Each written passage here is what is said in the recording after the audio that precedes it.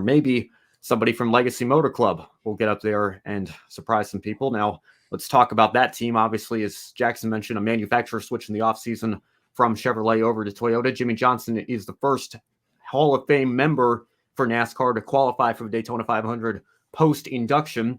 We know he didn't run full-time in any series last year after going full-time in IndyCar in 2022. Ran a handful of Cup races last year, but had to withdraw from Chicago after a tragedy in the family.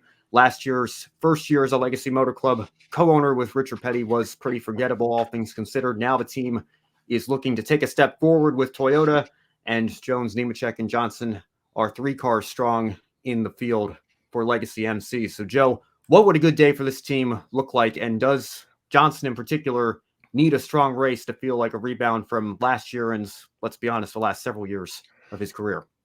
A strong race would be feeling like a great rebound for the last several years. I mean, even 2020, the retirement year, didn't go as planned. I feel like it's just been from such a stellar career to just not the most memorable goodbye transition to part-time.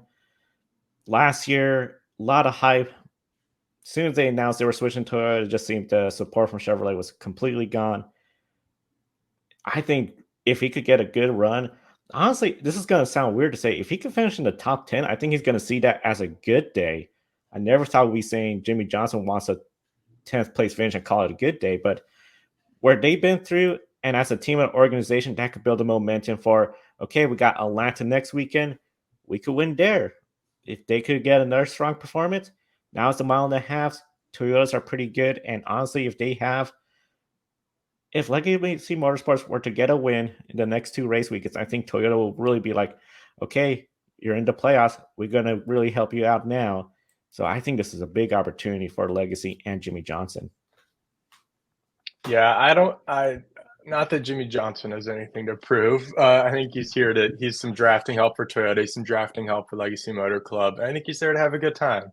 And I think trying to put, more pressure on it than that is tough. He's proven what he needs to prove. In terms of Legacy Motor Club as a collective, I think a good day is leading some laps. I think you want to try to get Erik Jones some stage points today. Starting these first 2 weeks on the super speedways, I think the most critical thing for someone at Legacy Motor Club's level is you got to keep Erik Jones in the playoff bubble area at least coming out of these first 2 weeks. Because if they're starting from behind, it's going to be a long 20-some races to the rest of the regular season. So I think a good day is staying at least top 20 in the regular season points coming out of this week.